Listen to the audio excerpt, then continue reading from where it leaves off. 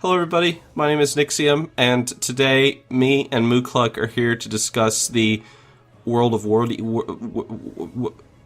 you know, The Warcraft movie? the Warcraft movie. That's right. That's the one. That's the one. This is going to be, let me just get this out of the way really fast. This is going to be a spoiler review. We're going to be spoiling everything, so if you have not seen the movie, and if you do not want spoilers, you probably shouldn't watch this video. Or listen to it. Get out of here. Get out. You're not welcome here. You're not invited. All right. So today we're going to be talking about the Warcraft movie. We certainly are. we're going to talk about it because everybody keeps asking me, well, and you, like on our various streams, like, hey, like, what do you think? What do you think? And the movie just came out in America. And so I was just able to see it just the other day. We had to hold off a little while until you were able to see it. Yes. So, but I've seen it. I have seen it. Okay. So should we just begin right at the beginning? Yeah, let's get into it. Go on. Do you want to start or should I? I'll start. So okay. So the first thing is because people they're probably just okay. So here's like a quick synopsis. All right, so what would you rate the movie on a scale of 1 to 10? Ratings? Yes, like just give it a rating. You want to give me a rate? Okay. I think I said it to you before, but like I probably wouldn't rate this film very high. I would probably be pretty harsh, and I'd probably give it a 4 out of 10 if I had to. But numbers mean shit all. But I didn't really enjoy the film all that much. Yeah, I'm sure I'll explain why soon, but what did you think anyway? What would you give it? A 4 out of 10. The same as well? Okay. Yes. So if you are... so the reason why I brought this up is... if you're expecting like a really positive review of this movie, like, oh my gosh, it was so perfect, and like I was literally masturbating in the movie theater, like there were things in it that I recognized. Yeah, it's probably not going to be that kind of review, to be honest. But I mean, of course, I'm going to treat the movie fairly. It's not like it's like Blizzard ruined my childhood or anything. Just treating not the worst film I've ever seen. But let's go into it. Let's explain our arguments and stuff like that. Yeah, all right. Well, I'll begin. All right, you begin. I was sitting there, and I just couldn't believe that all the way through this film that, oh my goodness, I cannot believe that this is a pro-Donald Trump film and goodness. a pro-UKIP film. Oh my goodness. I was like, oh my god, and that part when King Lane said, we need to build a great wall around the Dark Portal, I was like, shake my head. People don't even know what you're referencing. They probably don't know what I'm referencing. I'm referencing a really fucking terrible review by The Guardian.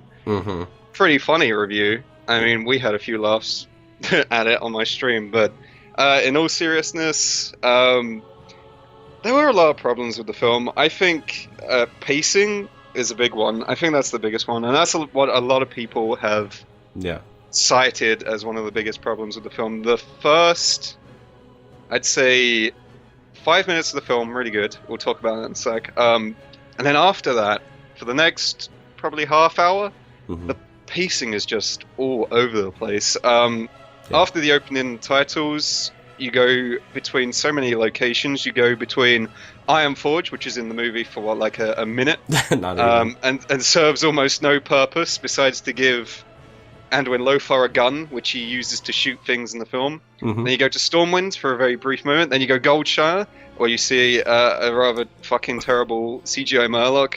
Yes. And then you go to Karazhan, and then you're in the woods, and it's just constant. All over the place. There's very little time to learn about the characters. We're only told exposition, like what is happening. You know, we've been told that something is raiding our villages, but we're never told we never get to learn about the characters themselves, how they feel, what they do, what kind of relationship they have with each other. Like, not even Lothar and the king, I thought were going to have some kind of friendship. It felt so hollow, even when they greeted each other. Sort of just like, hello there, hi. This is Lothar, this is the king. Why was the king in Goldshire as well? That was Damn it, I was going to talk about that. Yeah, go on. You go ahead. You take over now. It's just like you said, and I cannot stress this enough. Like, okay, so Moocluck here. Moocluck before I went and saw the movie, he told me about it, a little bit about it. And he gave me that 4 out of 10 rating. And was like, it wasn't all it's cracked up to be. And so I went and saw it, and the movie started, and like the first 5 minutes of this movie, I was just sitting there like, oh my goodness, man, Moocluck's an idiot. Like, this is amazing. Like, so I seriously was thinking that. Like, this is incredible. Oh. I really liked the intro as well. The intro was I'll just great. quickly say that any scenes with the orcs in this film, the orcs alone, not with the humans, were pretty good. Like, they were pretty decent. I actually came out of this film liking the CGI characters more than I liked the physical ones. It's odd. Usually I hate CGI characters, but in this film, they had more life in them than the humans. Yeah, so you have the first couple of minutes, you establish Durotan and Draka and like their relationship. It feels very genuine. It's like, this is nice, this is good. They make some sillies at each other, they bonk each other on the head. I liked that. Then they go through the portal and you get introduced to Gul'dan as well, don't you? Yeah, who's pretty good. Yeah. They cut out some parts from that beginning part. I know that because in that very first little preview that got leaked on the internet of the movie, where the guy said everything looks like a computer. If you remember that video, I remember him. Yeah, there was I think a scene where I think it might have been Grom Hellscream was Gul'dan's death magic has made me powerful, and then and then Orgrim and Durotan were why is their skin green? And so I think Duncan Jones said that about 40 minutes of this movie was cut out. And let me tell you, after seeing this movie, it shows. I want to see that 40 minutes that got cut out, if that's true. I really want to see it as well. You brought up Grom. I just want to mention Grom. quickly. Grom Hellscream in this film, all of his scenes were cut, apparently. But he's still in the film, but he has no lines. Every time you see Grom in the film, it's almost like he's ebbing his way into the camera shot. Yes. It's almost like he's just been squeezed into the frame. Like, hey guys, it's remember me? What's going on over here? Orc stuff. It's me, Grom. And he was just there out of the corner of my eye. I mean, it wouldn't bother a normal moviegoer because they'd have no idea who Grom Hellscream was. But for any Warcraft fans, you'd just be sitting there going, What's Grom doing there? Is he gonna say anything? He doesn't. If I'm not mistaken, you also see Kargath, and Kilrog might have been hidden in there somewhere. Because I'm pretty sure, I want to say at the end, unless I'm confusing it with something else, Gul'dan is talking to the orcs or something, and one of the orcs that looks at him it's Kargath. He's got the blade hand or whatever. I know I saw Kargath at least once in that movie. I'd have to re-see the film. Yeah, I'd have to re-see it too. I honestly can't remember. But I don't. Does anyone really care that much about Kargath? He doesn't say anything. He's just oh look, there he is. Yeah, but let's get to Yeah, but let me go back to the beginning. Yeah. All right, so 5 minutes, great, fantastic, I love it. Okay, Thrall gets born. Gul'dan breathes some green goo into him. Apparently Thrall has the spirit of a deer inside of him now, so that's why he's so gentle and graceful. That's it. Yeah, that explains. And also we have to remember that a part of Gul'dan is inside of Thrall now, and that's why Thrall cheats when he fights Garrosh, just like Gul'dan cheats when he fights Durotan. So it all makes sense now. The movie explains so much. When it comes to lore, I mean. But I just love the fact that Thrall has the spirit of a deer inside of him. Yeah. But I would say that the spell effects in this film are really good. Oh yeah, really I do want to say that we'll talk about the rest of the CGI, but the spell effects and the orcs are probably the best part of the special effects. The orcs look real. Well, they look great. On their own, they look great. When you put them with humans in heavy suits of armor that have been filmed on a green screen and they're very awkwardly moving around. Let me explain what I mean is the orcs are animated in a way that they move around so much. They're very animated. They have muscle mass. They have good clothing. Their clothing moves around. It all moves realistically, sort of. They have hair and everything like that. And they look great on their own in their scenes with other orcs. But as soon as you put them up against the human characters who are actually in costume, who are heavily restricted by their costume, and they do a lot of fighting together, it really stands out that it just doesn't work. It's like when you see the humans swinging their swords, it just looks like they're swinging kind of slowly. They're restricted by their costume, so they swing their sword, whoop, nice and slow. It hits the orc with what looks like very little force, and the orc goes, and he like flies back. His chest like swings like to the side where he's been struck. You know, he flips around. Humans get hit, barely anything. It's strange. Like when they do the close-up shots, like if an orc swings his hammer into another human, that looks great because they can play with the angles there. But when you get a long shot of them fighting, it really stands out that they just aren't real. I hear you. It takes you out of the movie. Yeah, I didn't like that. Other CGI in the film, the spell effects, particularly like Gul'dan's Drain Life and Drain Soul, I thought looked so fucking cool. Yeah. I love the scene where Gul'dan and Ogrim, however you say it. Yeah, Ogrim. They're sitting. Gul'dan's sitting because he's got a bad back.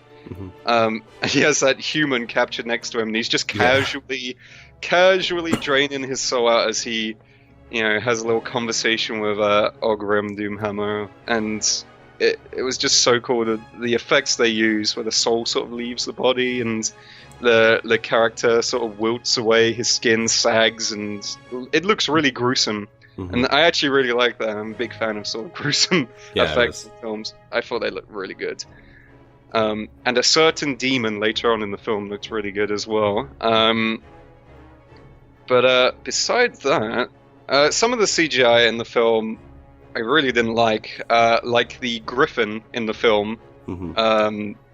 They could make the orcs look wonderful. They could make the spells look wonderful. But for some reason, they had, by the looks of it, a lot of trouble with the griffin. It looked terrible. And every time it appeared in the film, I wanted it to just leave the screen. I thought it looked awful. But the thing I hated the most was that fucking CGI Murloc in Goldshire when Lothar and Khadgar are riding to Goldshire in the middle of the night. They've put together this wonderful scene of this river crossing. I'm sure some of it's computer generated, but it looks lovely. And then in the bottom right corner of the screen, taking up quite a lot of space, is a goofy CGI Murloc that looks like shit, waving around a stick with a fish on it, and it goes rah, rah, rah, rah, rah, rah, and it's the exact same noise from the game, like the exact same noise. They took it from the game files and put it into the film. There was no like difference in tone or pitch to this Murloc's. It was the exact same noise, and it stood out to me. And as soon as I saw that goofy thing flinging his fish around, I was just like, oh, Jesus Christ, no. It's going to be one of those movies. Well, you see, the thing is, I really didn't have a problem with any of the CGI in the movie. I mean, even the Griffin, I didn't have a big problem with. There was one scene where I thought the CGI was a bit bad, and it was when they were originally... It was the first time when they were flying to Karazhan, and they were landing. Like, just... You could tell that the whole tower was just CG as they were coming in for the landing. So that scene stood out, but I thought the CGI as a whole was really good. The one thing that stood out to me throughout this entire movie that I did not like, and I swear so many movies nowadays like have been guilty of this, it's that the movie, like, all this like stuff is happening throughout the movie. Like, the orcs are coming, this dark portal is like being opened, like it's really dramatic, and like, it's world threatening. There's like these battles between these heroes and stuff like that, and yet it's always a bright sunny day. It's like, please, like, take a note from like Lord of the Rings, the Two Towers, and make it raining or something. Like as like they're having this final, like, how cool would it be if, I mean, granted, I mean, you totally get, like, oh, Lord of the Rings ripoff. If, like, let's say, like, the human soldiers of Stormwind are, like, standing on one side of this valley, and they're, you know, breathing through their helmets, and the rain's coming down, there's thunder, and on the other side there are these orcs, and they're like, look, Tarogar, and they're charging through the mud and whatnot, and they're fighting, like, splashing around, and or whatever. I don't know. And then Gul'dan is using some crazy green magic that's, like going through, like, the rain and stuff. That'd be kind of cool. It's all about tone. Yeah. That was something, like, when it came to this movie, I wanted this movie to have a kind of a dark tone to it. You know, the name of Warcraft would kind of imply that. And it was one of my concerns with the movie is that the movie was going to be, like, silly. I was afraid, because Blizzard is notorious for their Blizzard humor, how much Blizzard humor is going to be in this movie, and luckily there was, like, none. After seeing that Murloc, my expectation of the film was set so low. I was like, in 5 minutes, Leroy Jenkins is going to appear on the screen, isn't he? I was expecting the Leroy Jenkins, but it didn't happen. Didn't happen. Yeah, I was expecting a couple of, like, humorous bits. I think I said on your stream that I was seriously expecting one bit where, like, a freaking orc would be walking along and he would step in some, like, wolf poop and he'd be like, oh, bad dog, and the wolf would go from that you know, that line from Warcraft 3. Yeah. Luckily that does not happen. There's not a lot of humor in the movie. It's more of a serious movie, but it doesn't feel like a war movie. It feels serious, but the tone doesn't match. Like, the actors are very serious. It seems like everything they're talking about is meant to be serious. Mm-hmm. And yet, you have Anduin Lothar cracking jokes to himself half the time. Mm-hmm. Yeah. The color palette of the film is very bright. Yeah, bright and colorful. Yeah. Like, I cannot stand it. It's the same thing that I didn't like about the new Hobbit movies. Like, you have this story, which in the first movie, it's fine. Like, yeah, it's bright, it's colorful, you know, it's like this little journey with some dwarves. But then, like, as it goes, it still stays, like, bright and colorful, even though it's, like, this war between, like, these armies and stuff like that. Mm. It's like, no, like, let it go dark. Give me some, you know, blacks, reds, grays, you know. That's something that the original trilogy did fantastically. Mm. Yeah, this movie was very bright and colorful, and that kind of stood out to me. It kind of ruined that. I'm not going to say ruined, but it didn't feel like a war movie. I don't know how else to describe it. You wanted more grit, basically. More grit. It was too clean. It was too clean. More mud, like, you know. Mm-hmm. I mean, yeah. But taking a step back to the beginning, like just going back to the beginning of the movie, and we'll just kind of go through it. Yeah, you have that scene with Ironforge right in the beginning. It's literally like 30 seconds to a minute long. You just have a dwarf, he gives Anduin Lothar a gun. A dwarf who looks like he's got Down syndrome. Yeah, and then like another little dwarf like scampers his way up and it's like... and he gives the one dwarf a letter, and then the dwarf's like, hey, go to Stormwind. There's literally there was no reason for that scene. Like, that scene served no point other than like, oh, Anduin... He's got a gun. He's got a gun. And he could have just had it. Like, from the beginning. Someone in Stormwind could have given it to him, like, a gift from the dwarves of Ironforge. There was no reason to show Ironforge in the film. It was just there so that fans of the game could go, I recognize that. Exactly. Like, it should have been... Like, if you're gonna essablish, like, a movie that's based on, like, two sides in a conflict, like, side A and side B, you don't, like... Okay, you don't, like, for side A, you establish, like, the orcs or whatever. You establish them, their buildings, their world, their culture. Okay, cool, we saw that with the orcs. But then you don't cut to something... unrelated. Because the dwarves weren't really involved in the actual combat of the film. At all. They were involved in a few meeting scenes where they said, nah, we're not getting involved. And that was kind of it. Exactly. Yeah, I mean, it should have cut from the orcs, it should have went straight to Stormwind. The orcs are fighting Stormwind. Should have cut straight to Stormwind. That little dwarf guy should have been in Stormwind. He should have been like, oh, look, here's your boomstick you ordered. And then Anduin's like, thanks, bro. And then that's when the people come and say, oh, the garrison was attacked or whatever. And so that's movie. So the Ironforge scene is completely pointless other than, as you said, it's just like oh, look, I know that place. Yeah. It's just a visual reference for fans of the game. Not to say, now, I'm not saying that it wasn't cool to see it. I mean, It looked nice. I mean, granted, like, keep in mind, fellas, the people that are listening, even if I give the movie, like, a low score, in terms of movie making and storytelling, that does not mean it wasn't cool as shit to, like, see all these places, like, brought to life. It was cool, like, seeing Goldshire and Stormwind, and, oh man, like, let me tell you, the feels... I'm gonna actually have to disagree with you there a bit. I'm a bit more jaded, but go on. Oh my goodness, hold on, one thing though. One thing. The feels... The first shot of Stormwind was the Stormwind Cathedral, and it, like, the camera, like, panned out, and you saw the whole city, and it played that Stormwind theme music. I was like, yeah, Stormwind theme. It was the Stormwind theme, but kind of, like, changed a bit for the movie. I was like, yeah, it was so cool. And but you go ahead, and then we'll move on to Khadgar. I was gonna say that I am probably the opposite. That I don't feel anything for a film just because it has something in it that I recognize. Oh my goodness! I saw Ironforge, and I thought that looks cool, and then it played no purpose, and then I was more annoyed. And then it went to Stormwind. I was like, yeah, that looks nice. That's really nice computer generated city right there. Looks nice. I recognize that. Doesn't mean I like it. Yeah. I mean, the actual set design was pretty good with the interiors. But just because I recognize it, I didn't care. And there was a lot of that in this film. Dalaran, for example, that was another example later in the film.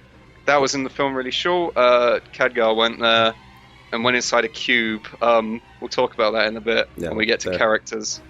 But no, I didn't really feel anything. Goldshire Inn, again, we brought this up on stream, but why did the meeting with the king take place in Goldshire Inn besides shoving Goldshire Inn into the film? The meeting with the king and his troops probably should have taken place in some kind of war room, in Stormwind Keep.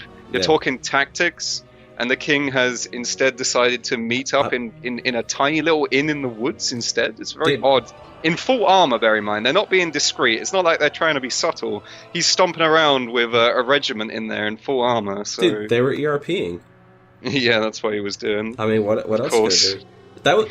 That was the first thing that stood out in the movie to me as like, wait, what? Like, it was the fact that why is the king in Goldshire Inn? Mm-hmm. Why? Like, why wasn't he in the throne room? Mm-hmm. Even as someone who's not a Warcraft fan, that should stand out to you as well. Why is the king of this kingdom having a very, very important war meeting in a tavern instead of in, say, the war room or a barracks or something military related? It's just a very odd choice. Mm-hmm. And I didn't really feel much for the characters in that scene either. We were introduced to King Lane, Lothar's sister. Anyone else? I guess Khadgar was in that scene. Khadgar was just before in like the barracks or whatever. Yeah, or, like the little hospital area. And these characters, instead of sort of like greeting each other, I expected there to be a nice relationship between Lothar and the king. I thought they'd have a little bit of a bro thing going on, or they're friends. I thought, but it's so hollow. They're greeting with each other. It's just like, hello, Your Highness. Hello. We got things attacking. Oh, that's strange. Mm-hmm. Can you get the Guardian for me? Okay, yeah. No one's seen him in 6 years. Yeah, I know. I didn't know how these characters felt. Yeah.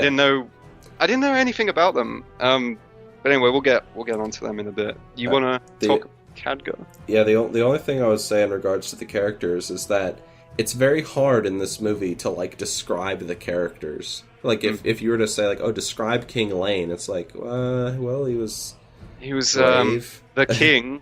He was the king. Like, yeah, it's there's. I mean, the only character in this movie that really stood out to me, and we're about to talk about him, was Khadgar.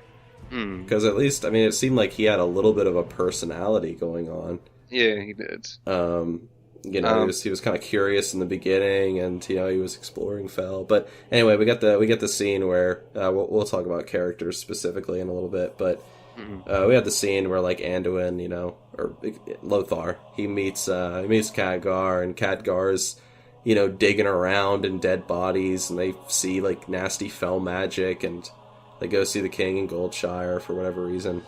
And then we go to get the Guardian, Medivh. And Medivh, very funnily, the very first scene we get of Medivh is he's shirtless, and he's, like, making a giant golem. He's making a giant golem, and as soon as I saw it in the film, I was like, they're going to fight that later.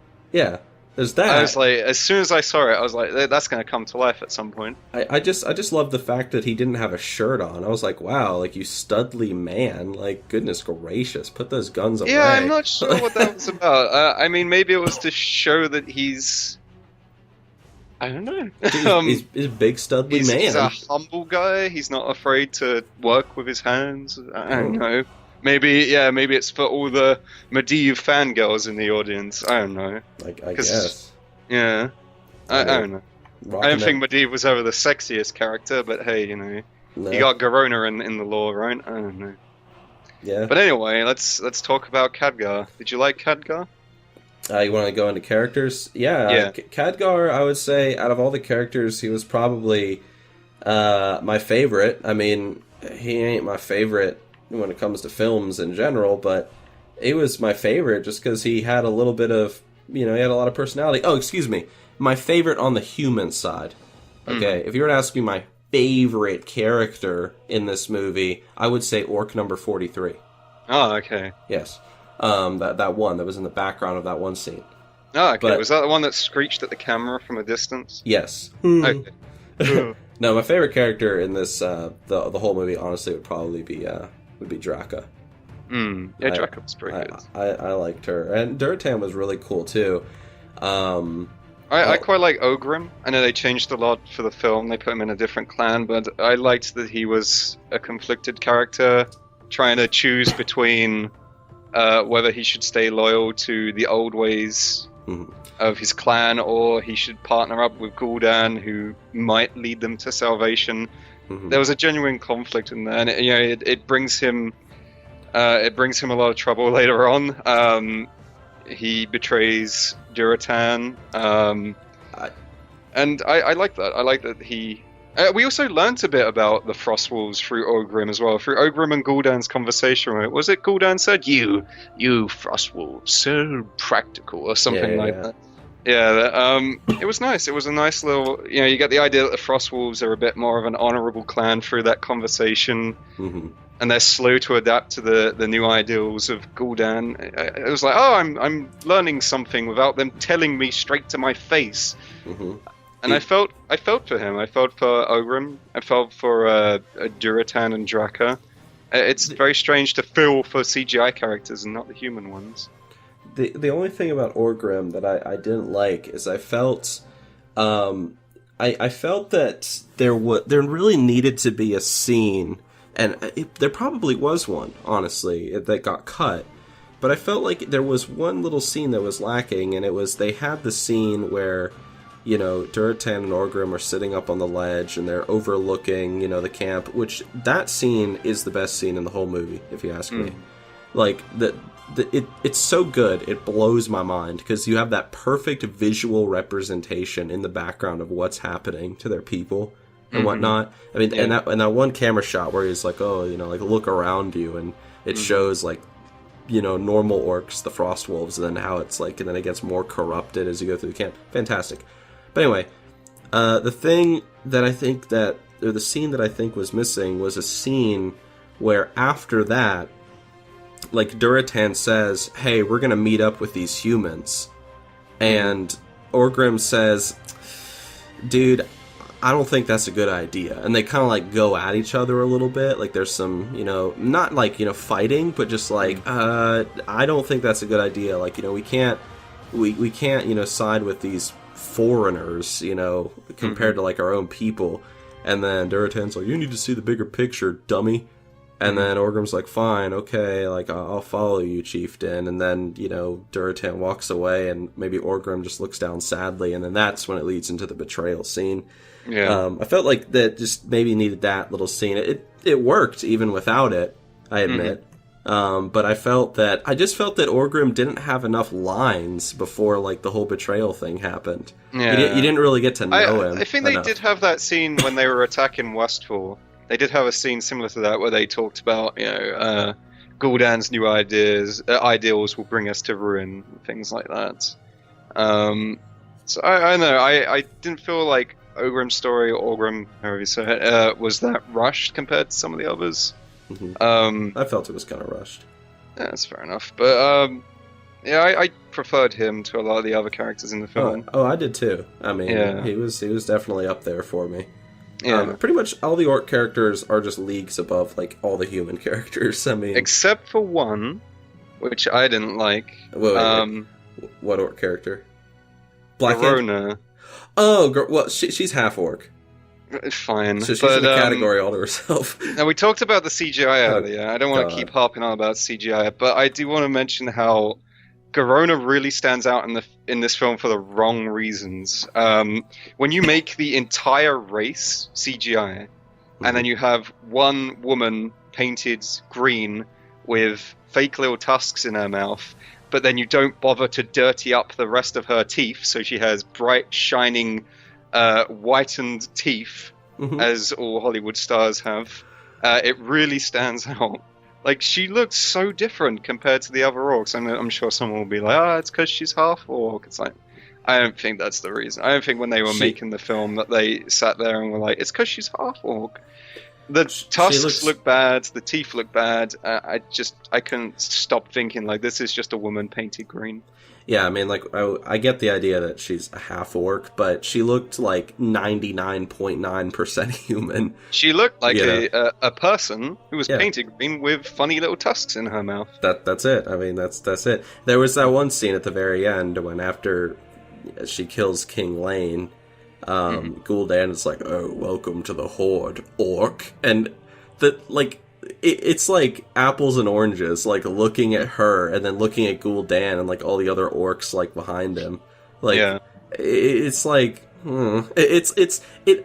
mean, I hate to say this, but it's the honest truth. It's almost like she's just wearing an orc costume. Yeah, and he's like going to a Halloween party. She's like going to a Halloween party. Like, it really does look like that. I hate to say that because a lot of arsehole reviewers have also said that. They've given the film like 0 out of 10. But it's true. It really does stand out. She looks like she's in an orc costume. She really does look terrible. Her acting. What did you think of her? Yeah, as a character.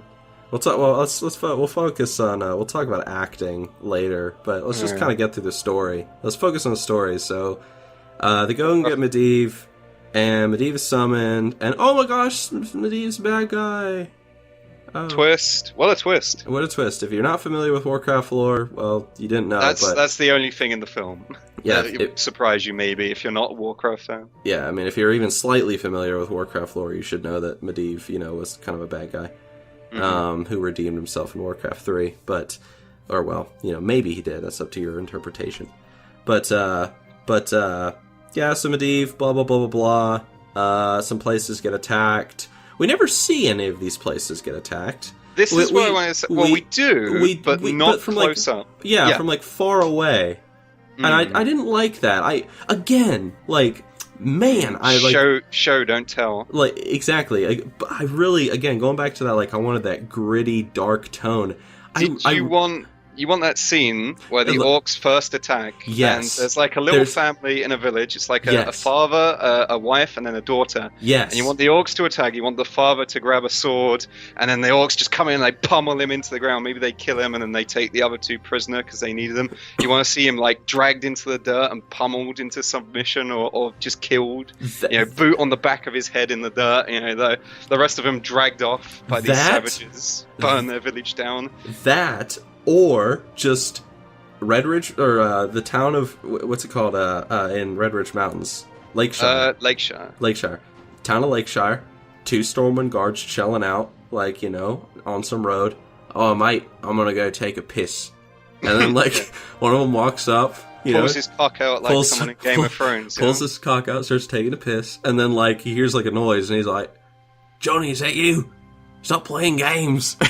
And then, like, all of a sudden, this, like, orc goes, Lothar, and it's, like, smashes. Yeah, and then, like, the other guy's like, fucks him up, yeah. Yeah, and then, like, the orcs, like, all, like, charge into, like, the city, and then it just cuts to, like, the city burned down, and then, like, Durotan's like, oh, we prefer our enemies armed with an axe, not a child, assholes. Yeah, that would have been... but what they did in the film, for anyone maybe hasn't seen it and doesn't care about spoilers, the way they showed the violence was, it was always far away. Yeah. Like, you could see villages on fire. I think there was even a shot where they, for some reason, went into a bird's eye view and flew across like multiple villages that were on fire. So you could see people running around in fear going, ah, but they were so far away and tiny that it was so difficult to see. CGI puppets dying. Like little ants.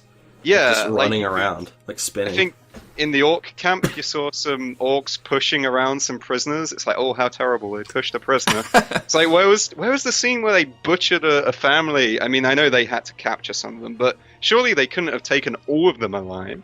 A bit more brutality, I think, a bit more cruelty from the orcs, so we could emphasize with the humans more. You'd be like, oh god, yeah, these orcs, they are a threat. Dude, they killed Lothar's son. Sorry. Who, I don't even know his name. Jesus fucking Christ, yeah. Lothar's son. Well, I went to see this with some friends, Wait. and we were like, what was that guy's name? Like, we were trying to remember the son's name, and my friends just went, I think his name was Chandler. I was like, that's the guy from Friends, you tit. It's just like... Chandler? Oh, yeah, Chandler. Was that his name? No! I don't know what his name was. Well, it's Chandler. It's Chandler. I'm going to refer to it as Chandler. So Lothar's son is called Chandler for the rest of this review. Okay, Chandler. But there was... What was it? There was about 2 scenes with the son. I think the first one was when he was in Goldshire and he was in armor, and Lothar was like, "You be careful." Oh, sorry, no. You be careful, Lieutenant. No, he said, "You be careful, Lieutenant," because Lothar talks in whispers this whole film. Yeah. Except for one scene. You be careful, Lieutenant. I will, Dad. And then later on, he gets injured. He gets a little gash on his head, and he's like, "I told you to be careful." He's like, "Don't worry about me, Dad." And then the third scene, he dies. Yeah. And his death is given so much emphasis in the film, and no one cares. No one cares. Like, I was sitting there in the cinema, and I turned to my friend, and he looked at me, and he was just like, we kind of just nodded. We're like, this is going on for a while, isn't it? Like, just that dead body lying on the floor as the camera rotates up and out. Yeah, it's like, Chandler's dead. Oh no, Chandler. Oh, Chandler. The character whose name we can't even remember. Oh. Okay. Lothar's son. Lothar's son. Who had like 4 lines in the entire movie. Oh no, like, who fucking cares? Yeah. And then like it would be fine if like Lothar was more established, like it's not like when we meet him he's like all heroic or anything. He's just like, yeah, he's the leader of Stormwind military. That's all we know. Can we talk about Lothar for a bit? There was something I was going to say. Oh yes, from a story standpoint though, before we get into like specific characters, because I want to just focus on the story for right now. Alright. Just kind of run through the story and then we'll run through the characters. I'm hankering to talk about Lothar. I know. You wouldn't shut up about it the first day. But from a story perspective, one thing that really stood out to me in this movie, which it was the second thing which really made me go, wait, what? Hold on. It was the fact that, alright, so the orcs go through the portal, right? Mm-hmm. Alright? And you see that one shot after, like, baby Thrall, like, it's held up. I know what you're gonna say. No, hold on. And maybe you do. But you see that one shot, and you see, like, the attack force, okay? And it looks like, I mean, I don't remember, I don't have a photographic memory, but maybe, like, 200 orcs. Yeah, okay. That's what I thought. And then, okay, so then, like, you have, like, this... You have, like, these later scenes where, like, all these villages have been attacked and whatnot, and, like, the Stormwind people are talking about, like, sending, like, oh, we're gonna send, like, 10 legions against them or whatever, and it's like, 10 legions? Isn't a legion, if I remember my Roman history, isn't a legion 1,000 men? I couldn't tell you. I would have to get a few of the Roman experts in here. Yeah, I mean, I'm pretty sure a legion is 1,000 men, and so it's like... wait, hold on. Like, there's only like 200 orcs running around. That's why they need to like open up this portal to bring in the rest of the horde. Like, you should be able to just run in there and just wipe them out. But then at the end of the movie, that number is like superfied, and then there's like 1 million of them running around. It's like, okay, well, whatever. So Yeah. I guess. Don't forget they fight themselves half the time, the orcs as well. Yeah, that's true. Yeah, because like they killed like all the frost wolves and stuff. That's an entire clan of their best fighters. Because bear in mind, they said at the start of the film, only the strongest go through. Yeah, only the strongest. Yeah, the people that didn't drink the fell goo. Let them through, because, cannon fodder. Whatever. Yeah. Oh, I also thought at the end of the film, did you find it odd that Gul'dan got into a fist fight? Actually, no. I didn't. No? No, I know a lot of people have been like, oh, he's like an old man limping around. I honestly kind of looked at it sort of like Emperor Palpatine. Like, he's an old man, like, acting like an old man, but actually he's really, like, tough and powerful. And he's he's just putting on, like, a show to seem vulnerable. I guess. Maybe it was just presented in an odd way. I thought it was very strange. Like, Gul'dan is very crafty. He's always been a crafty character. Even in this film, he's kind of still the same old Gul'dan, shifty and putting pressure on people, from behind the scenes. I just thought it was odd that you have Blackhand, the war chief of the Horde, who's standing there with him, and Juratan comes up and he says, I challenge you to, is it Mak'gora? Mak'gora, yeah. Mak'gora, fist fight to the death. And Blackhand steps up and he's like, you don't have the right to chat, because he's the war chief. He's a big, tough guy. He's the muscle. He's the bad guy's muscle of the film. So you think, all right, so Blackhand's going to be the one to step up and fight. And then Gul'dan just goes, nah, mate, you step back. I got this. And then he takes his shirt off. Yeah, dude. He literally takes his shirt off in the film to fight Juratan. Yeah, dude. I was like, I thought it was kind of funny. I mean, I liked it, that part, the actual fist fight. I just thought it was so funny that Gul'dan's like, step back, mate, I've got this. And pulls I thought you were one for tradition, Blackhand. Yeah, it was strange. I don't know, maybe, I don't know. I loved it. Palpatine never took his shirt off in Star Wars. Maybe he should have. Maybe he should have. At the end of the film, instead of fighting, should have ripped his robe off. He's like taking off his robe. The Force is strong in you, Lord Vader. I can feel your anger. That one scene where Anakin's giving him a blowjob. Yeah. We all love that scene. Love that scene. Yep. But more story. Yeah, so Medivh's the evil guy. And Khadgar is like investigating Medivh, and he's being a big silly. And then Lothar's son dies, and no one cares. I do actually have something to say about the story. One point, the part that stood out to me the most as being completely useless. So, in part of the film, Khadgar's in Karazhan. He sees a spectre appear out of a book. It's a woman. Yeah, and he sees the spectre. It's quite creepy. I actually quite like that scene at first. When the first one, I was like, oh, that was spooky. The spectre looks quite creepy. It looks like a shadow creature. Yeah. Anyway, he takes the book that the spectre directs him to, and he studies it through the film. As he's going through the book, he finds a passage written as from light there is darkness, and from darkness light, or something along those lines. And then it's like quoted. Was it Aladai? Which I don't know. Isn't that meant to be the first Guardian? Yeah, the first Guardian. Aladai. I always thought it was pronounced Elodie, but I don't know. Whatever. I'll say Aladai because that's how they say it in the film. So it's like, okay, he reads that quote and he's like, I gotta find out who this Aladai is. So he goes all the way to Dalaran, which is in the film for about 2 minutes. Not even. Talks to the Archmages there, and they direct him to a giant cube, a giant black square cube. And he's like, this is Aladai. It's a cube. And then the cube opens, and they're like, it's never done that before. And then Khadgar walks inside, and he meets this woman in her proper form. And he's like, are you Aladai? I thought Aladai was a man, but it's in Warcraft lore, but I guess they changed it. And she says the exact same thing that he has already read. She says, remember, Khadgar, whatever. From darkness there is light. From light, I'm fucking it up already. Whatever. Generic line. From light there is darkness. From darkness there is light. Always remember. And then she disappears. Okay. and then that's it. And then at the end of the film, when he's tried to save Medivh from being a demon, or to purge the demon, or fell, I don't even know, he says that line, and then everything's okay. Yeah, dude.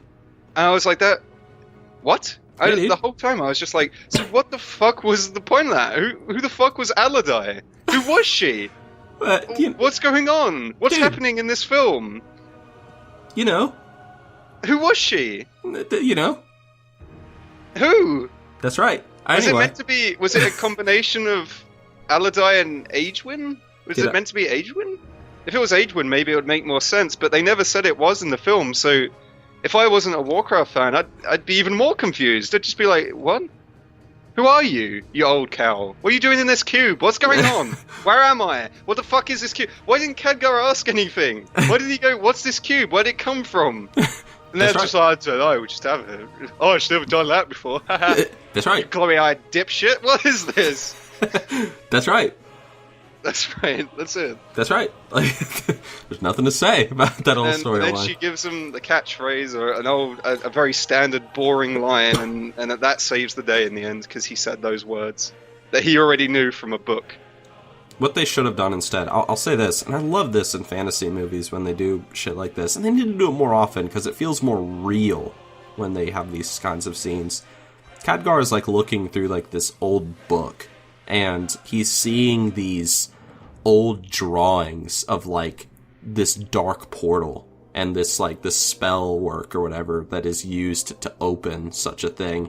And I think I don't know, I get an instant hard on in fantasy movies, like when you actually see like parchment with like maps and, you know, drawings and stuff. It kind of makes the world feel more real, if you ask me. Especially that scene where Gandalf is like looking over all those papers in the first Lord of the Rings movie. That's great. Anyway, this makes the world feel more real, and I thought it was really cool, like seeing like that really stylized dark portal like in the text or whatever. But what it should have done is they had the scene where he's looking at the book and he realizes that the dark portal, or the portal, needs to be opened from two sides. So somebody on Azeroth, Medivh, let the orcs in, right? And I think it would have been more cool if, you know, Medivh shows up, he burns like Khadgar's notes or whatever, and, you know, maybe like as, like, I don't know, maybe he has like, while like they're in Karazhan and while like Lothar is distracting, Medivh and like the giant infernal thing, maybe Khadgar has to like go through like a book, like another one of the books or something. Wait, no, Medivh doesn't destroy the book, he takes the book back. That's right. Maybe like Khadgar's like, he finds the book again, he's going through it, and he like finds like the counter curse or something to like pull the demon like out of Medivh, or like subdue it or something, because it seems like it's just like a big book of demonology and like portal summoning. So maybe he finds something like that rather than that like ridiculous like, oh, like the woman in the cube plot. Now here's a question for you as well. Was it actually a demon? Like, now put aside your Warcraft knowledge. Sorry, Garrett. Was that actually a demon, like, in the film? Because at one point, Khadgar, for no reason, they just talk about the Fel, that it's a corrupting magic. They make no mention of demons. I think one orc says something, that a voice beckoned and it sounded like a demon. But I didn't think the humans really knew much about the demons at the time. And then, as they go off to confront Medivh, Khadgar says a line along the lines... what does he say? He says something along the lines of... we've got a demon to slay. It's like, how do you know it's a demon? Yes, humans, technically, I mean, It's like, wouldn't you just think Medivh's... You would just think Medivh's evil. You would just be like, oh yeah, he let the orcs in. You wouldn't be like, he's a demon now. So how do you know he's a demon? Did you read the script? It's a question, like, would humans... Because humans in Warcraft lore evolved after the War of the Ancients into humans, and so... Would humans know what a demon is before the events of Warcraft 3? Probably not. Unless they had, like, contact with them, but to my understanding, the demons that remained after the War of the Ancients and the War of the Satyr were all on Kalimdor. There were none on the Eastern Kingdoms, where, like, the human kingdoms were. So, I don't think or unless, you know, except for, like, you know, Medivh, like, the Guardian... like, you know, with their know. research into the Twisting Nether. I mean, other than like really like high-ranking mages or whatever, like you wouldn't know what the fuck a demon was, like a demon. Yeah, exactly. How would he even know that Medivh was the demon? Yeah, exactly. Like, there was no evidence to suggest that he had been possessed.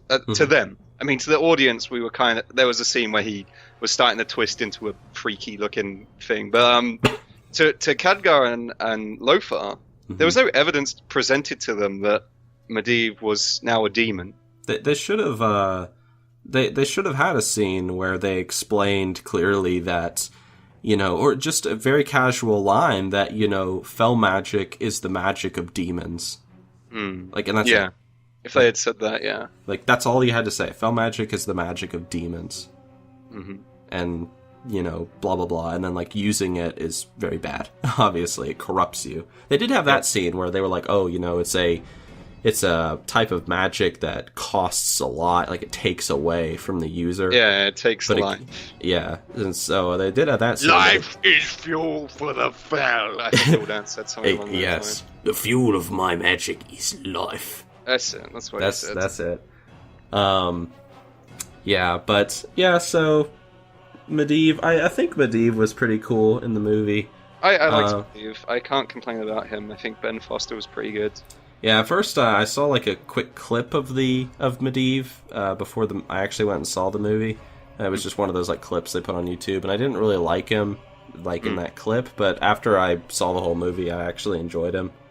I enjoyed his rather casual approach, and I did find it funny how, you know, every time like he would be like about to cast a spell, or, you know, when he went to like hug King Lane, he would just let go of his staff, and Khadgar had to like awkwardly catch it before it fell. Yeah, that's nice. So I thought that was a little bit of, you know, that was a little silly humor right there. Yeah. You know, not too in your face, just like haha, silly. That was nice. So now that's fine. Let's talk about my favorite character. Hold on, I'm not done with the story yet. Quick, finish up. Alright, so blah blah blah, they gotta close the portals on both sides. You guys know what happened, you saw the movie. And blah blah blah, Durotan fights Gul'dan, and Durotan dies, which I felt a feel when Durotan died. I was like, oh. Yeah, that scene was pretty good. I felt that Durotan and Draka needed more scenes, however, because like the movie was like 75% humans and 25% orcs, which was unfortunate. Except for at the end when they both came together. That final scene also, there was something in that final scene that stood out to me, is the actors weren't aware of where the CGI characters were placed when they filmed. Did I mention it to you? With the, you know, when the prisoners are escaping through the portal that's open to Stormwind, and they're like charging through the portal. They're rushing for it because Medivh, in a moment of clarity, opens the portal to Stormwind in place of Draenor.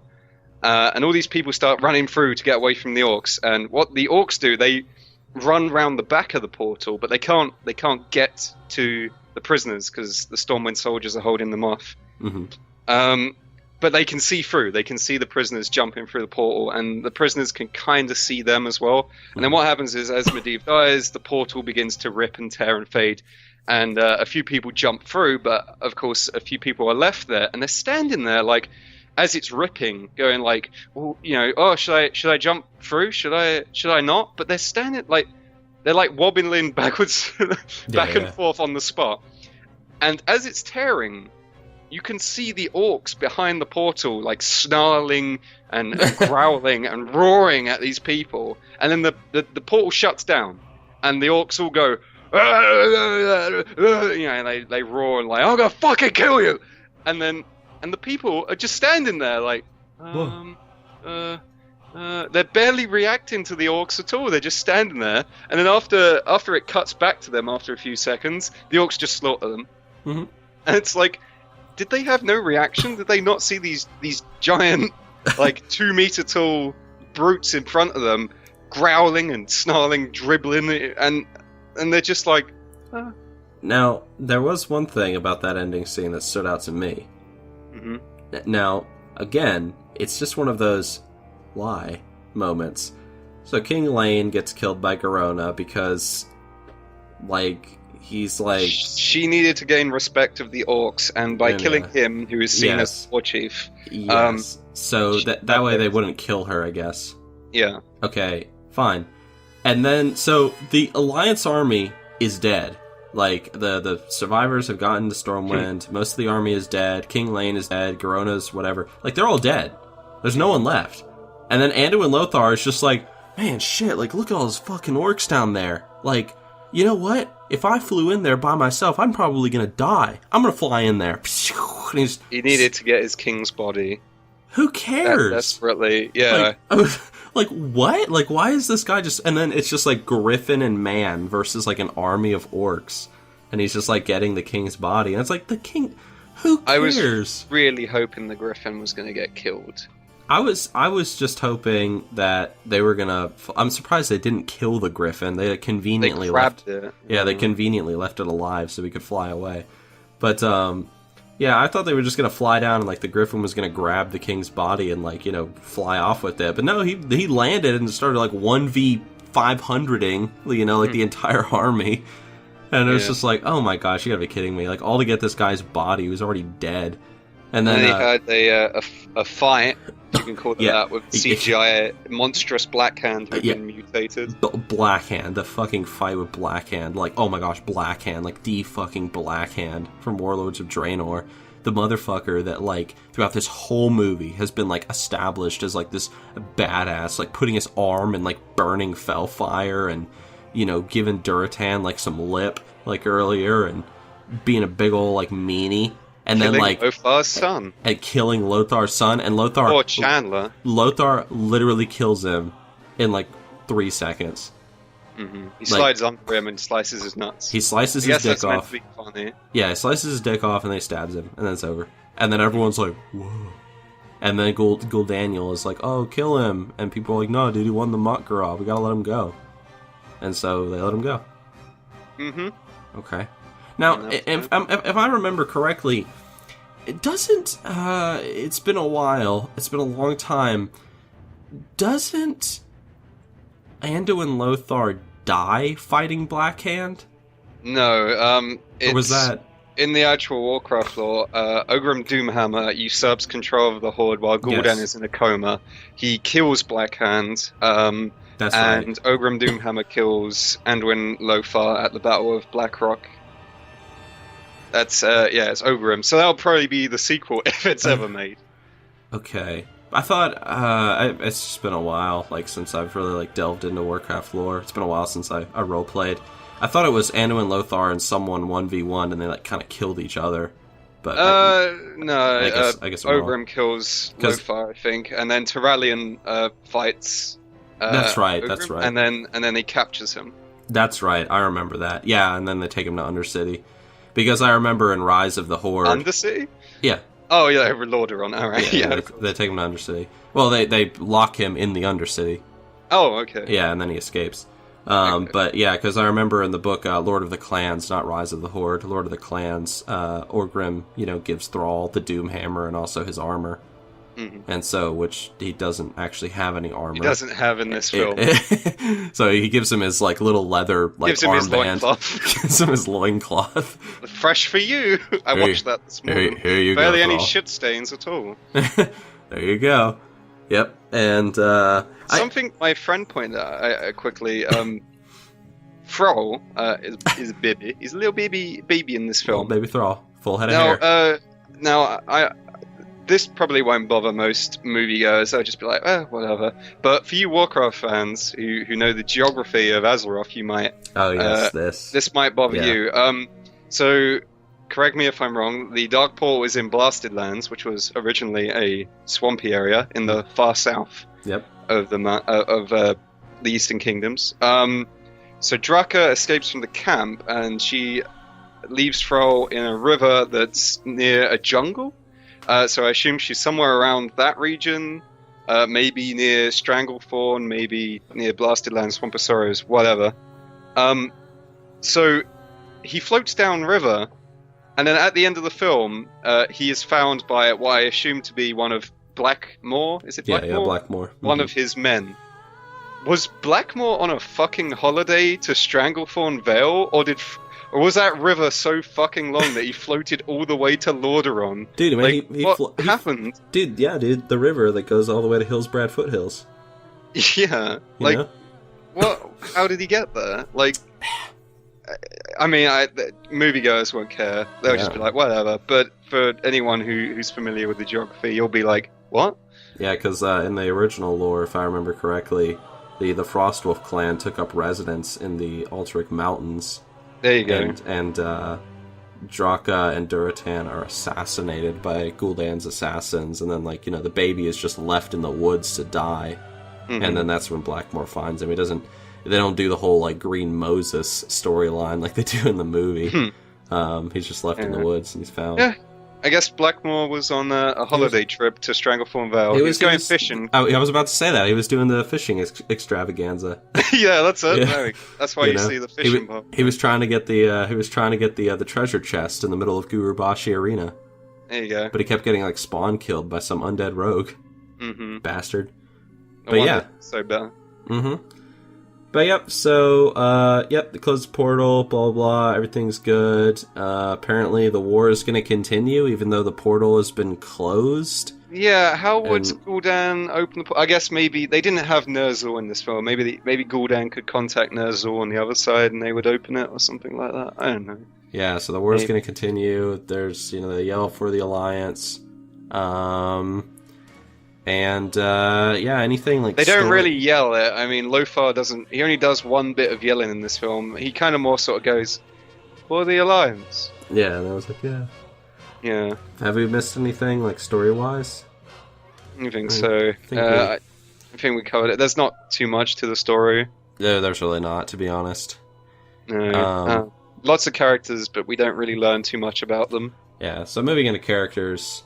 Let's do it. Let's start with Lothar, the main character. So with Lothar, like, they literally told, like, Travis Fimmel, he walked into the audition studio, and he was like, okay, so what do you want me to do? And they're like, just be Ragnar from Vikings.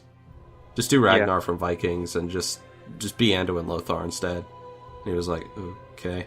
There was something, I don't know, how old is Travis? Is it Fimmel? Travis Fimmel? I think he's in his 30s. Maybe. His 30s? He looks quite young. I'm just gonna search. Is he young? Okay, he's 36. Yeah, he's not very old. But, like, I felt like in the film that his son looked like he was about 18 or, 18. That's true. 20 or... I thought... I was trying to place his age. I was like, he looks so young with, actors do. It's like, he looks like he's still in his 20s. Apparently, he was a lieutenant in the Stormwind military, so... Yeah, he must be fairly old to get that rank, right? He must have spent some time in there. Mm-hmm. I was like, did Lothar knock someone up when he was 10? He looks maybe so young. But anyway... Dude, you haven't seen Vikings, man. He gets around. There you go. Maybe it's one of many lovers on that show. He gets around. Anyway. Yeah, his actual performance, I don't think he's a bad actor, but I think he was horribly miscast. Yeah, he was a terrible miscast. Yeah, the miscast. Anduin Lothar, a High Lord, and I guess he's like the supreme commander, if you will, any of the Alliance forces. Mm-hmm. Or he was, at least, or he was meant to be. So you would expect someone with kind of an authoritarian voice, someone who commands respect. Definitely stronger voice. That's what I want. Or maybe, I don't even know why they didn't just shave his hair off as well. Make him look a bit more tough. I've always pictured Anduin Lothar as like an older man as well. Yeah, like gray whiskers and everything. Yeah, like bald. He's like a big, strong, like, older man, like maybe in his 50s or something. Yeah, yeah. But he's still got it. Yeah, and he's a big veteran. That's what I was expecting, or I was at least expecting him to be a bit tougher. But in this film, he talks. He's very mild. Yeah, he whispers almost all of the film. He talks very, very calmly. And why did he had an accent? Did you notice that as well? He seemed to have a very odd accent in the film. Yeah. There was a part where, because his son died, he was so distraught, apparently, when Chandler died, that I swear to God, he says a line along the terms of I'm fed up with this world. I don't want to live, or something like that. I don't want to live anymore. I have nothing to live for. And when he said that, he was like, I have nothing to live for. I was like, holy shit, it's Tommy Wiseau. Nothing to live for anymore. And then just I'm fades fed out. up with this world. Yeah, but he's like he's talking to Garona when he says that, and he's been drinking. He's holding like a little tankard. I guess. And he's like, I have nothing to live for anymore. And then they're like really close, like eye to eye with each other, and then it just fades out. And then it's like, did they do it? Yeah. I guess they did it. Yeah, it's strange. But it bothered me that he was so mild through the whole film. Even in the scene where, this is the best example I can give you, is we, the audience, have been made aware that Medivh is evil. I think Lothar's kind of onto him as well. And they're having a meeting with the king and some of the other generals, and they're talking about the plan to attack the orcs. And they're saying, the other human generals are saying, "Oh, we'll send a legion here," and Lothar just goes, "We'll lose them. We'll lose them. We'll lose them. We'll lose them. If the orcs manage to open the portal, we lose pretty much." Yeah. But he's so mild in his performance. He's like, "We'll lose them. We'll lose them. We'll lose them. We'll lose them." Mm-hmm. It's like shout. It's like get riled up. And then Medivh starts pushing his buttons. He starts taunting him about his son Chandler's death. Mm-hmm. And the angriest he gets is he sort of shuffles forward as if to hit him, but he doesn't shout. And then he gets taken away. The king, for some reason, when one of his officers gets angry at someone, he decides to lock them away in the Stormwind stockades. Pretty extreme. I probably would have just told him to leave, but, whatever. Mm-hmm. And then when he's in the Stormwind stockades, there's a poor guard just doing his job. Guard just standing there. And Lothar goes, "Hey, God, you can let me out. I have calmed down now." And he's like, "No, sir, I can't." And then he goes, "Let me out of here!" And it's like, that is the angriest he gets in the entire film, is at some poor guy just doing his job. And then that poor guard gets turned into a sheep. Yep. The character I felt was the worst for in the film was that guard. I do like how when Khadgar turned him into a sheep, he was like, "Oh, it lasts for about a minute." I was like, oh, thank goodness. Well, at least he'll be out of that. I felt like bad for the guy. But still, like, the angriest that Lothar gets in the film is when he's shouting at a guard. Not when some guy's taunting him about his son dying. Mm-hmm. Not when he sees his son get stabbed through the gut with a claw hand. Not when he's fighting the guy that killed his son. Mm-hmm. Or when he's fighting a frickin' demon, he's still cracking jokes. Mm-hmm. But instead, just when there's some guy who won't let him out of a cage. Mm-hmm. Yeah, dude. It felt very strange. I think Travis Fimmel was a bad choice to play Lothar, personally. I don't think he was very good. I could have seen Travis Fimmel as maybe like, well, hold on, no, I don't want to say that. I was going to say the King. Maybe. Dominic Cooper as the King wasn't that great either. The King, if I had to pick like the weakest character in the whole damn movie, it would be the King. I might agree with you there, actually. Like, that King was like, I mean, he was just the King. That's like, it. I can't say anything about him except there's nothing other than he was the King. And maybe he was brave. Yeah, because at the end he's like, "Oh, you gotta kill me. That way you're like, you can live or something, and we can bring peace between humans and orcs." I'm like, dude, okay, come on. Now listen, alright. I felt like Dominic Cooper maybe didn't care. Listen, if I was the king of Stormwind, or any country, and all of a sudden these disgusting loincloth-wearing barbarian orc monsters from another planet start invading my land, I'm not gonna try to, like, make peace with them as they're, like, ripping apart my people. I'm gonna go kill them. I don't think he was that willing to make peace, if I remember. It was more of the other guys that wanted to make peace. He was more skeptical. No, because, like, his last line... Oh, no, you're right, yeah, Garona. Yeah, his last line was like, "Oh, like, you need to bring peace between the humans and the orcs." I'm like, fuck that. Yeah, like, you're absolutely right. Yeah. Kill me. He should have been like, "Garona, kill me so you can live, and then rendezvous with Lothar, and then find a way to assassinate Gul'dan and destroy your people from the inside," or whatever.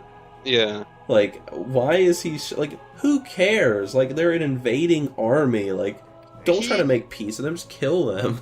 Just seemed very, again, another sort of mild actor through the film. Probably could have had a better casting choice. Someone older again. Yeah. Someone older with a stronger voice. I don't know, maybe... I did get the impression with Dominic Cooper, not so much with Travis Fimmel, but with Dominic Cooper, I felt like he didn't really put that much into the role, or maybe the script was just terrible, but he seemed very bland. Like, I'm going into battle. We must defend our kingdom. Mm-hmm. Garona, tell me about your people. Oh, we must broker peace. I'm the king. I do like how there was that one scene where, like, he was, like, they were leaving or whatever, and he was like, you must be strong now, Varian. And there's, like, this little shit of a kid just, like, sitting there, like, just, like, smiling at him. He didn't even seem that bothered then when he was going into battle. You must be strong now, Varian. Or whatever he said to him. He talked in the same tone through the whole film. He did. Where are you from on the map? Yeah.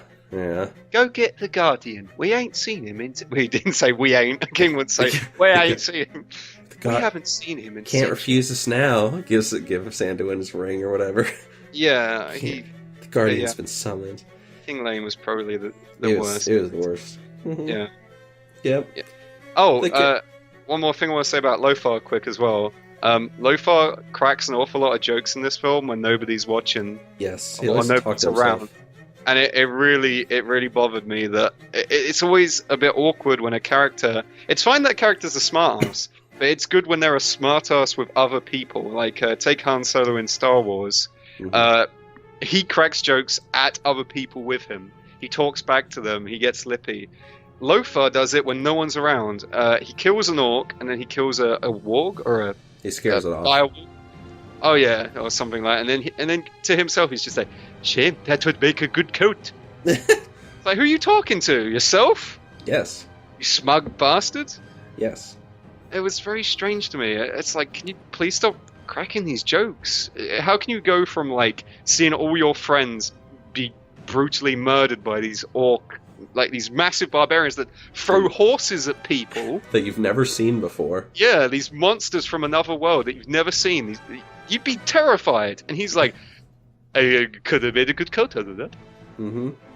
Like, even the like when they first have that first fight scene with the orcs and they're throwing the horses around.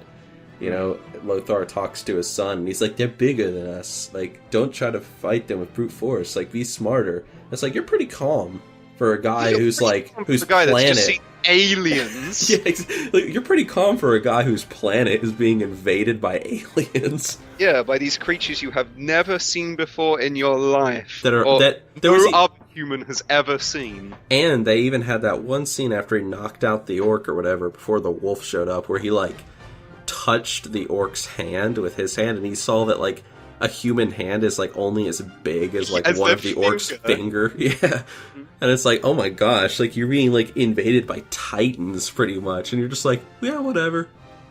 Could have made a nice coat. Could have made a nice coat. Just thinking about getting dressed while, like, fighting aliens. It's like, oh yeah, gosh. If that was us, like, just imagine if aliens invaded here. If giant, brutish green men invaded the Earth, you wouldn't be like, I wonder what's on TV. You'd be like, fuck, man! Dude, dude, we're fucked.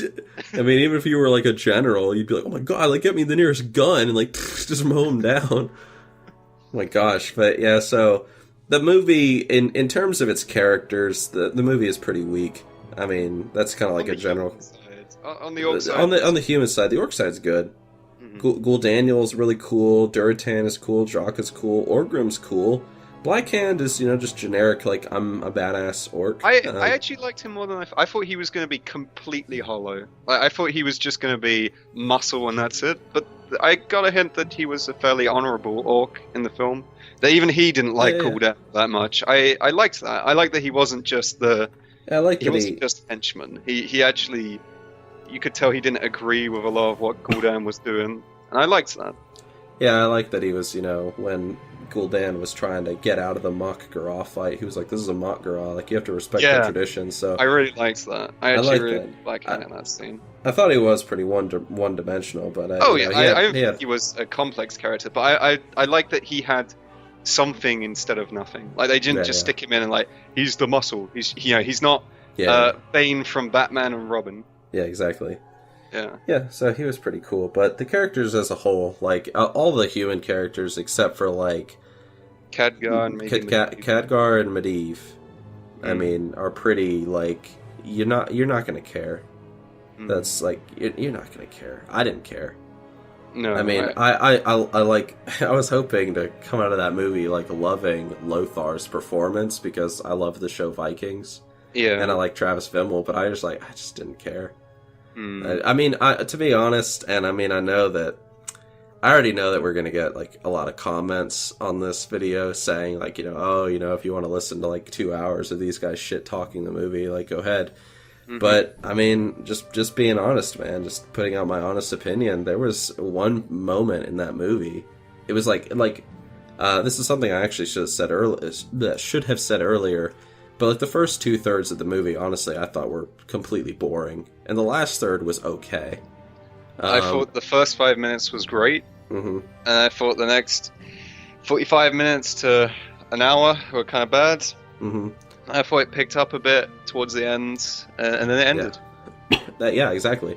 During that like 45 minutes to an hour, though, this is what I was gonna say. During that 45 minutes to an hour, I mean, I seriously was sitting there with my arms crossed in the movie theater thinking, this is boring. Yeah, I was bored. I was bored. Like, not just like, I think that's the worst thing. Yeah, like, I was legit bored. Like, I was like, I don't even really care. Like, I kind of almost want to leave. Like I said, as soon as I saw that Murloc, I was like, oh no. Oh no, it's going to be that film. You and your damn Murloc. Well, it's just like, it symbolizes almost everything that's wrong with films like this. It's like, it's a visual reference. It's like, hey, do you like visual references? Here's Ironforge. Here's a Murloc. Here's Goldshire. Here's things you recognize from something. Do you like that? It's like, no, I like depth to characters. I like to be able to identify with them. I want to know how they feel, how they act. I don't want to be just told that this is happening here. We need to do something about this. It's like, yeah, okay. Less exposition, more feelings. I just really wish that, when it came to a movie like this, I mean, the movie was serious somewhat, but just somewhat. It's about as serious as, like, a superhero movie was, if you can consider that serious. It wasn't no Spider-Man 2, though, I'll tell you that. Spider-Man 2 was the shit. But like, it's about as serious as an Iron Man movie, really. No, Iron Man is still crafted well. I think Iron Man has a genuine charm to it. I think I'm talking about tone. You're right. Yeah, I think you're right about superhero films. I would say it's more like. Do you say Spider-Man 2? Do you mean the one with Tobey Maguire? Yeah. I mean, okay. Well, I said that this movie ain't no Spider-Man 2. Yeah, I thought you meant the new one. Now, hold on. Before I would say the film is like the new Spider-Man films. Yes. Now, I'm not trying to say this is a superhero movie. I'm just saying that the movie is just an action movie. Yeah. Like, it's not taking itself that seriously. And that's one thing that I wish like these sorts of movies would do. I mean, I know I've mentioned Lord of the Rings twice already. I'm going to mention it a third time. Mr. Peter Jackson took a big risk with the original trilogy of really taking like this fantasy universe like 100% serious. With like its opera like music and like huge budget like on the sets and everything, the actors and cinematography, all of it. Like made it as legit as possible. And it paid off. And I really wish, they would have done that a bit with the Warcraft movie. More grit, more dirt, more mud. Have a scene where it's like raining, like, they're like lamenting about like their fallen soldiers or something. Have Lothar sitting in the back of an inn, like just, his son is dead and he's sitting there and he's drinking and smoking a cigar and... all these like injured men are around. There's blood everywhere. I mean, like make it legit. Like bring that universe to life. I see some people saying things like, "Oh, it has great depth of field." I think what they mean is like the camera is always busy. I don't care. Yeah, I don't care about that either. Films aren't about how much shit you can put on the screen and make it go fast. You need substance. I felt like it was really lacking. It was definitely too fast. A lot of the pacing issues in the film. There was never any real slow moments. I think the only one really was like when the orcs talked to each other. Mm-hmm. There's definitely barely any slow moments with the humans. I think that camp scene, the campfire scene, which I thought was kind of awkward because that scene was so awkward. I actually completely forgot about it. Where Garona was like, "He wants to fuck me," and he's like, "What? No." Mm-hmm. And she was like, "I would crush you." It's like, okay, great. Okay, thanks. Okay. I don't know if it's kind of weird, that scene. It's like, I don't know, this is the first time I've seen orcs. I don't think their first instinct would be, "I want to fuck you." Yeah. I don't know, maybe. We'll see when aliens finally arrive on Earth, if they're really attractive. Maybe it would be the first thing we think about, who knows. But, besides that scene, everything else was pretty, like, fast-paced. There was no room to catch a breath. There's no nice, slow scenes with barely any talking and just reflecting on what's happening in the film.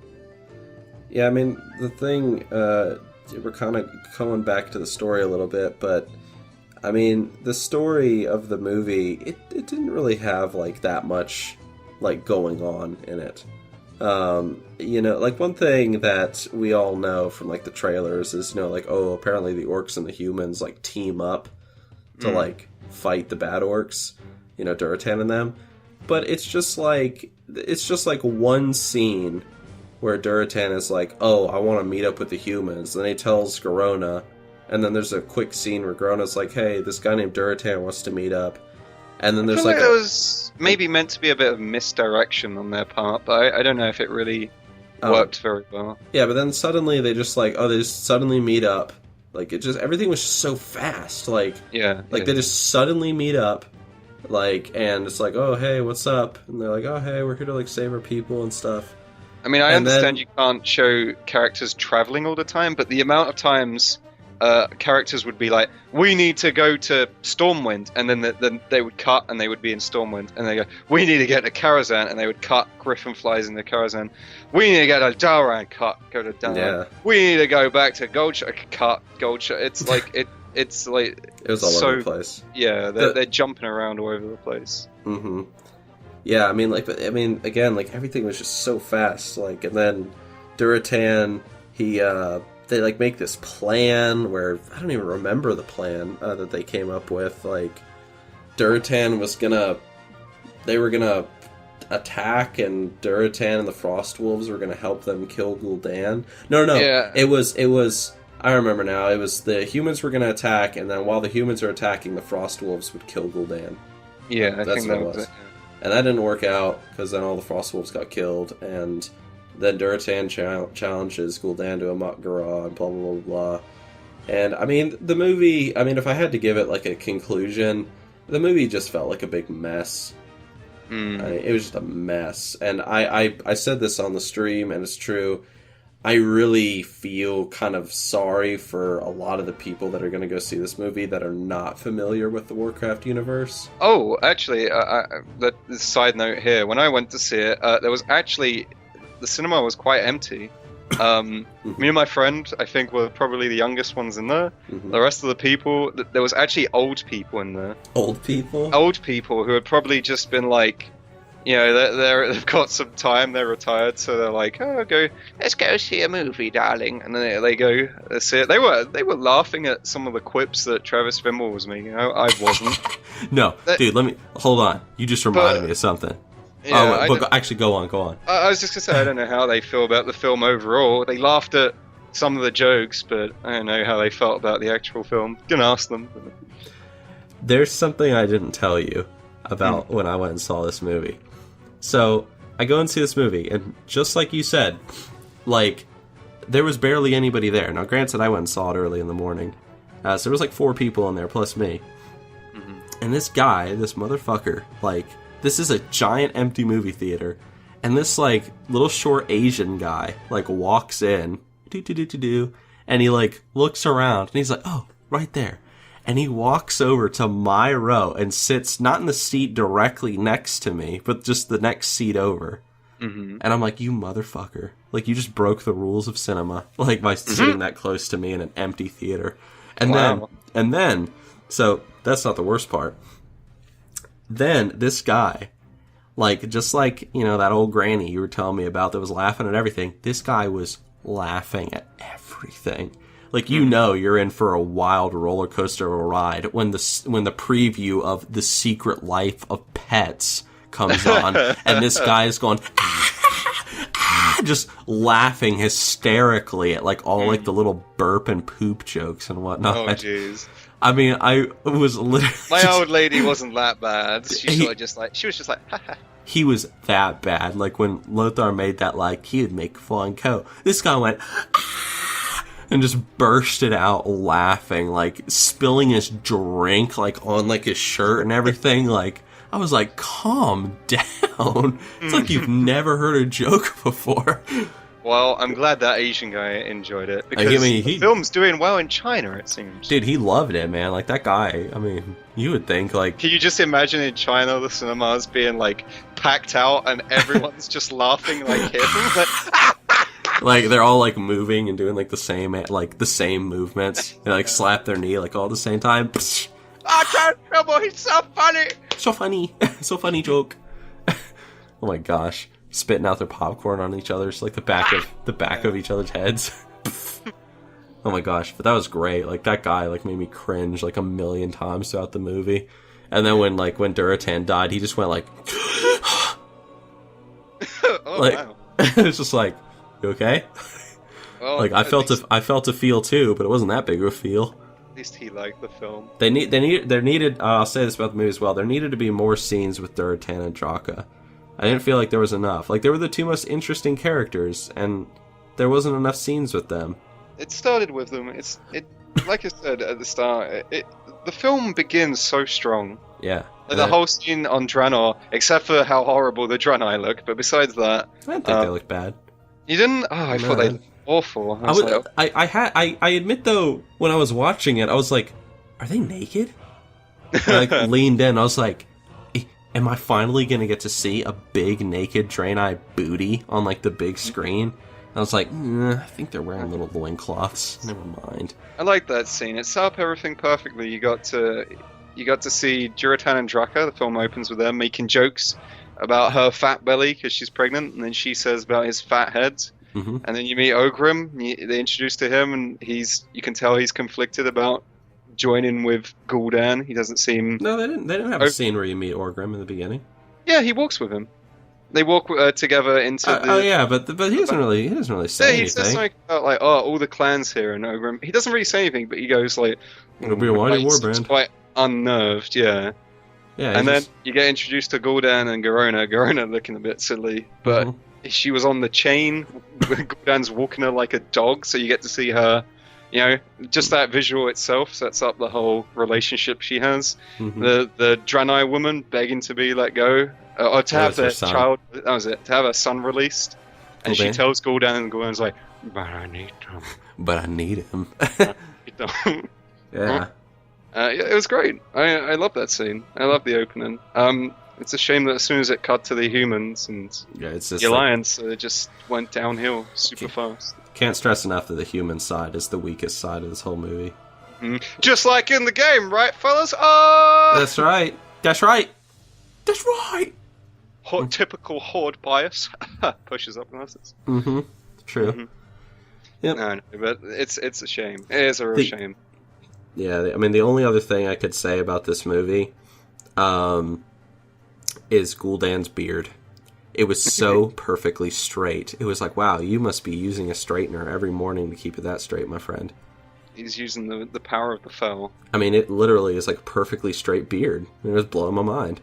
He's using those hot fel-covered hands to straighten it out. Exactly. Like, how are you doing that? There needed to be... You can't have a character with a beard and not have a scene where he, like, strokes it. And they never had that scene. Did he not? I think Duratan grabbed his beard at the end and then punched him in the face, so that was pretty good. Well, that's but that doesn't count. You know, that doesn't count. It should have been like Gul'dan, like stroking his beard, going, "Yes," like, "Oh, the fell." He got to sit in a creepy throne and drain someone's soul. I mean, that was pretty cool. If only he stroked his beard. That was actually probably my favorite scene in the film, between him and Orgrim. Just and him snacking on a human prisoner. I just loved that scene where like Durotan and Orgrim were sitting on the hill. I think it had that perfect backdrop. The scene was so good. Like, it was so good. It's like, that scene was just so damn good. Mm-hmm. Like, I almost want to quote Mr. Plinkett and say, like, the scene is so good, I'm almost convinced that the director had no hand in, like, making it. I think Duncan Jones probably I've seen his other movies. He was very passionate about making the film, so I tend to think it's not Duncan's fault, really. I mean, like, there's a lot to do with producers. I do wonder how much, because I think like a few of the Blizzard execs were producers on the film. I know Chris Metzen was. I do wonder how many of them were like, "Oh, you gotta put this in the film. Fans love this. You gotta put it in. You gotta put it in." And I wonder how much the studio execs were like, "Well, you gotta put this in because gamers want to see this, and you gotta put this in," and you know, being pulled in different directions. So, I'd like to see that director's cut though, with the 40 minutes that were cut out. I'd love to see that. Mm-hmm. But I don't think I'd see the film as it is right now again. Mm-hmm. Well, I'll say this, just to wrap up in a conclusion on my end. I thought the film was pretty messy. Characters were pretty weak, especially on the human side. Gul'dan's beard was too straight. I will give it a 4 out of 10. However, I will say this. Two things. Number one, if you have ever played World of Warcraft, or if you're a fan of World of Warcraft, I would recommend you go see it. I mean, I would definitely recommend it. I think you'll, you know, just because, again, I'm going back for a second, like, just because I'm saying, like, oh, you know, it wasn't, like, you know, a very good film, storytelling wise and character wise and whatnot, doesn't mean I didn't think it was interesting and fun to watch, like, as a whole. I mean, there was some really boring parts though, like I talked about earlier, but it was an experience, and actually I do plan on going to see it again with my friend Ben. And so I'll probably go see it with him. I don't know when, but sometime, maybe even tonight, I don't know. So I'll probably go see it again, and maybe I'll have a different opinion. Maybe I'm being a little too harsh on it, you know, just like I was a bit harsh on the new Star Wars movie as well when it first came out. No, it wasn't. No, I'm still going to be harsh on that movie. But just pissed off a lot of people by saying that. And but I would recommend checking it out. I mean, but it's definitely, if I had to give it like a word rating, I would just give it like an okay, I guess. And I said it on the stream multiple times that I was expecting this movie to be an okay, I guess, like with the I guess underlined, and that's exactly what it ended up being for me. Just okay, I guess. Yeah, this film for me is kind of what I was expecting. The only thing I thought going into film, I thought the orcs would be the weaker characters and the humans would be the stronger one. Yes. But I was mistaken. But it's not good that they were just flipped around. I would have liked if both of them were good. I wouldn't recommend this film to people who aren't fans of the Warcraft series. I honestly don't know if I'd even recommend it to fans that much. I mean, it seems like a lot of fans do love it. I've seen reviews from fans and they love it, but I don't know. I'm a fan of Warcraft, and I found the film boring. Yeah. I don't know. I probably wouldn't recommend it for either. Music was good. We haven't mentioned the music. Oh yeah, music was great. Music was really good. Buy the soundtrack. I don't recommend the film, but the soundtrack was really good. Go listen to it on YouTube or wherever. It's good. And there's one more thing we didn't mention. You get to see the Lich King in this movie. Oh fuck me! Yeah, you're right. We get to see the Lich King. In his truest form, trapped inside a fucking logo. Yes.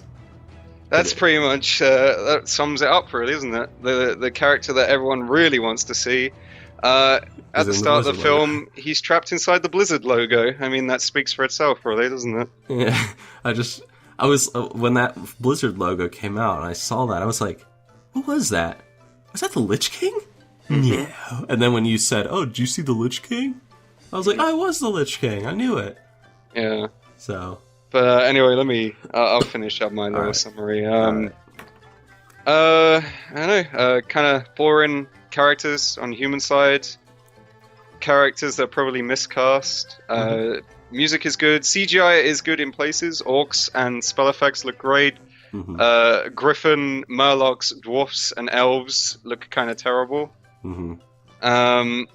Pacing is pretty bad for over half of the film. There's a lot of stuff that just doesn't make sense, even to Warcraft veterans, like the Aladai part. You'll be confused. Overall, I like I say, I gave it a 4 out of 10 at the start. I don't think I'll change that opinion. Pretty much kind of what I expected. Not a great film. Actually, I think I said a Greatest Adventure that it would be good but not great. But I think I'll actually just say it's like an okay film. It's not even one of those films like Dungeons and Dragons 2000 where it's hilariously good because it's so bad. It's unfortunately one of those films that falls right in the middle where it's kind of forgettable. And it's a shame. I can't say disappointed, but I was hoping for more still. So no, I wouldn't recommend it.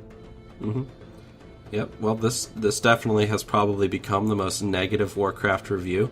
That's gonna come out on YouTube. If you really want to go see it, go see it. Don't be swayed by our opinion of it. Go form your own opinion. If you like a film, you like a film. It's pretty simple. I like the G.I. Joe film, and that film's a piece of shit, but I still enjoy that film because it's so stupid. So maybe you'll go see the Warcraft film and you'll love it. Oh my goodness. Alright. My friends, my allies, thank you for listening. I know you ain't watching, so thank you for listening. And, we will, that's pretty much it. That's it. That's it. Farewell. Farewell.